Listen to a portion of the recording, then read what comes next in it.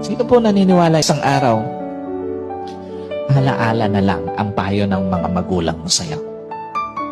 At sino po naniniwala, isang araw, yung nanay na kasama mo ngayon, maaaring katabi mo ngayon, yung tatay na kasama mo ngayon, isang araw, aalalahanin mo na lang din. Hindi kayo forever na magkasama.